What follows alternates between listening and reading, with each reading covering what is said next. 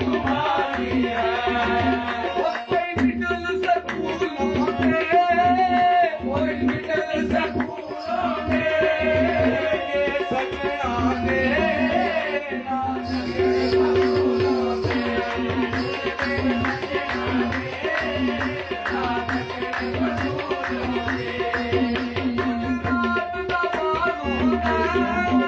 गुजरात का बादों ने तेरा दुकान करिए अल्लाह पाक नाराज़ों है दुकान करिए अल्लाह पाक नाराज़ों है।